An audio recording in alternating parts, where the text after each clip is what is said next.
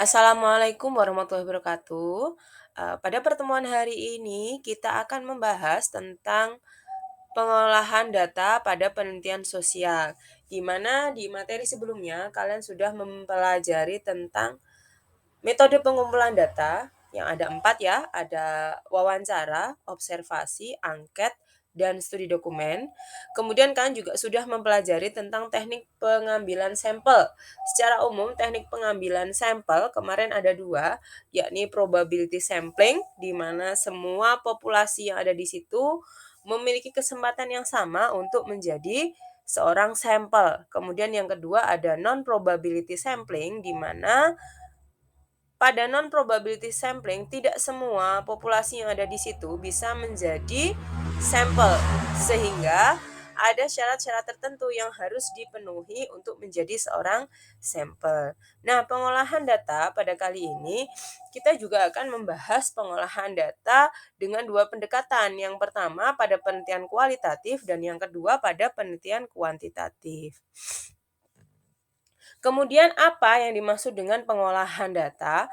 Pengolahan data penelitian di sini merupakan proses mengumpulkan data penelitian dan mengubahnya menjadi informasi yang dapat digunakan oleh banyak pemangku kepentingan. Jadi dari data yang sudah kalian kumpulkan, ini kalian olah sesuai dengan tujuan penelitian yang kalian harapkan. Maka langkah-langkah pengolahan data di sini ada 6 secara umum. Yang pertama adalah pengolahan data merupakan tahap utama dalam proses penelitian. Jadi yang pertama itu pengumpulan data dulu.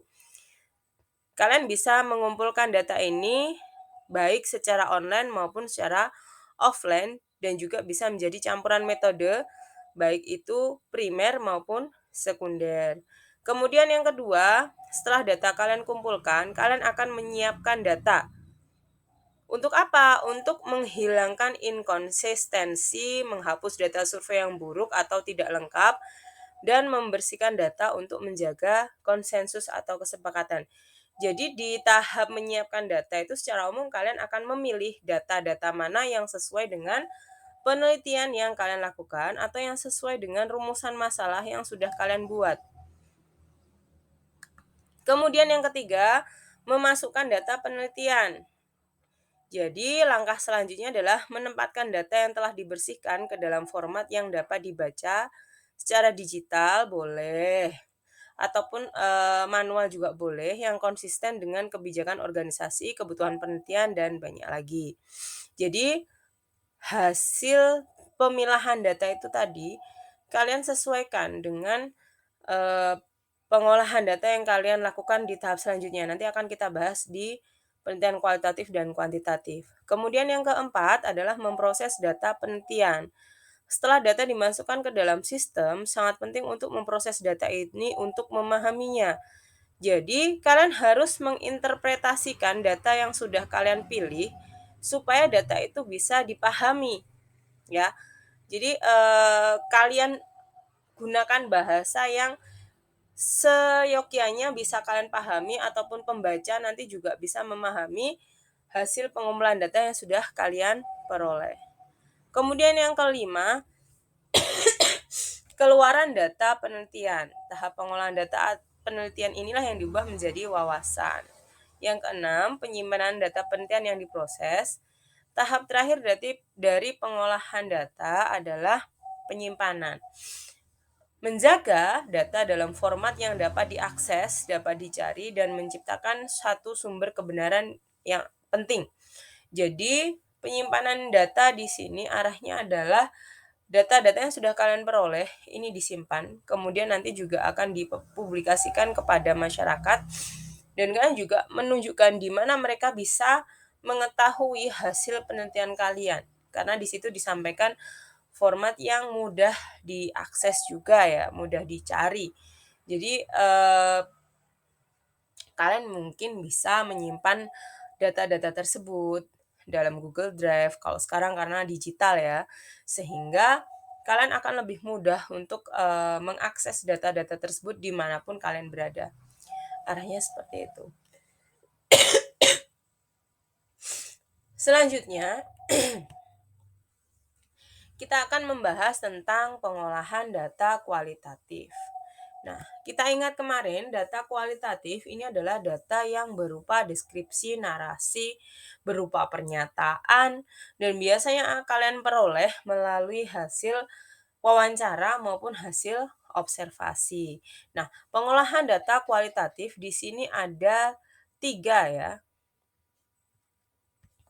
Yang pertama yaitu adalah reduksi data, kemudian display data, dan terakhir adalah penarikan kesimpulan. Reduksi data. Nah, ini tahap pertama kali yang kalian lakukan setelah kalian mengumpulkan data. Tahap reduksi data ini adalah tahap di mana kalian memilah data-data tersebut. Cara memilahnya dengan apa? Dengan mengkategorisasi data tersebut. Dikategorisasikan sesuai dengan rumusan-rumusan masalah yang kalian buat. Dalam artian, kamu mempunyai rumusan masalah A. Oh, jawaban yang bisa menjawab rumusan masalah ini yang mana? Nah, itu. Jadi disesuaikan dengan dipilih, disesuaikan, diedit, disederhanakan sesuai dengan kebutuhan dari tujuan penelitian kalian. Nah, tahap selanjutnya dari reduksi data adalah display data.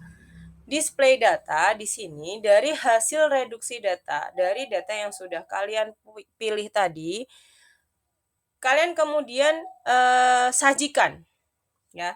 Karena ini pengolahan data kualitatif, maka disajikan dalam bentuk narasi.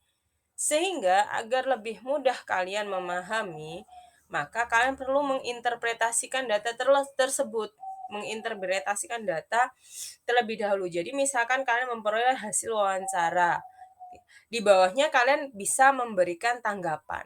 Berdasarkan hasil wawancara tersebut, maka faktor yang mempengaruhi X adalah, nah bisa seperti itu. Jadi kalian bisa memahami sajian data tersebut, kemudian orang lain sebagai pembaca hasil penelitian kalian, jadi nanti juga akan lebih mudah memahami sajian data yang kalian tampilkan. Kemudian terakhir adalah penarikan kesimpulan.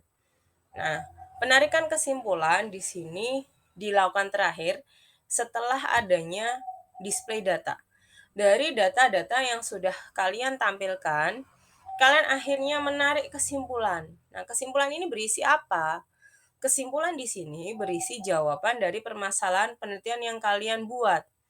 Jadi kesimpulan itu harus bisa mencakup keseluruhan jawaban dari rumusan masalah yang sudah kalian bentuk dari awal.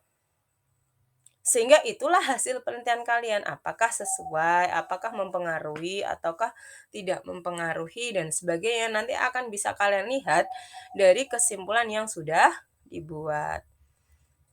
Terakhir, di sini adalah pengolahan data kuantitatif. Nah, untuk pengolahan data kuantitatif, di sini juga ada 3 tahapan.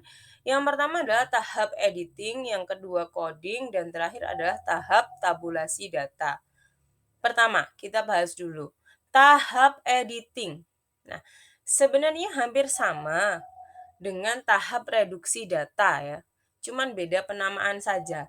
Di mana pada tahap editing ini kalian melakukan pemeriksaan ulang data yang sudah terkumpul, memeriksa dan memilah data yang sesuai dengan tujuan penelitian. Jadi kalian cek-cek kembali data-data yang sudah kalian hasilkan dari angket ataupun dari metode pengumpulan data apapun. Nah, kalian cek apakah data-data ini sudah sesuai dengan kebutuhan kalian. Kemudian di sini kalian juga bisa melakukan editing dalam artian penulisannya. Kemudian kalian juga bisa menyesuaikan dan sebagainya. Tapi tidak disarankan untuk memanipulasi data ya. Diingat, kita hanya mengolah data, bukan memanipulasi data. Jadi data yang kalian tuliskan nantinya dalam pengolahan data ini adalah data yang sebenarnya kalian peroleh di lapangan. Cuman kalian olah sesuai dengan tujuan penelitian kalian. Ini editing. Kemudian yang kedua pada tahap coding ini adalah di mana tahap kalian menyederhanakan data dalam bentuk angka ataupun simbol. Ya. Biasanya dalam penelitian kuantitatif kita akan menggunakan program SPSS ya. Jadi nanti di situ di programnya sudah ada tabel-tabel, rumus-rumus, kemudian di situ, nanti akan coding ini fungsinya ya hasil data itu nanti yang dimasukkan ke SPSS tadi. Jadi misalkan ada 5 responden, kalau kita menulis namanya satu-satu kan terlalu banyak, maka kita tulisnya hanya A, B, C, D, E. Kemudian di situ misalkan pertanyaan dengan jawaban ya tidak, kita ganti kodenya. Ya diganti dengan kode 1, tidak diganti dengan kode 2. Jadi intinya di coding itu kalian menyederhanakan data dalam bentuk yang lebih simple, lebih singkat supaya mudah ketika kalian mengolah data dalam suatu program. Arahnya seperti itu. Terakhir adalah tahap tabulasi data. Setelah data kalian sederhanakan, maka pada tahap ini kalian akan mengelompokkan atau mengorganisasikan data melalui tabel. Jadi disesuaikan dikelompokkan sesuai dengan jenisnya. Kalau di sini sudah kelihatan ya. Jadi misalkan di situ ada nilai matematika yang diperoleh siswa IPS. Nah, di mana kelihatan tuh kelompoknya. Yang dapat nilai 60 ada 5 anak, yang dapat 70 ada 8 anak, yang dapat 75 ada 7 anak, dan terakhir yang dapat 80 adalah 7 anak. Nah, dari mana itu bisa kalian ketahui ya? Dari kalian coding tadi. Kalian sudah menyederhanakan data, akhirnya kan terlihat, oh ini masuk kelompok ini, oh ini masuk kelompok ini. Seperti itu. Nah, untuk pemahaman lebih lanjut berkaitan dengan pengolahan data baik kualitatif maupun kuantitatif, kalian juga bisa membaca materi yang ada di LKS ya. Kalian juga bisa mengeksplor materi yang ada di internet. Silahkan kalian melakukan literasi untuk pembelajaran hari ini. Saya kira cukup. Kemudian kalau ada pertanyaan silahkan kalian bertanya melalui grup WA yang sudah kita buat. Saya akhiri, assalamualaikum warahmatullahi wabarakatuh.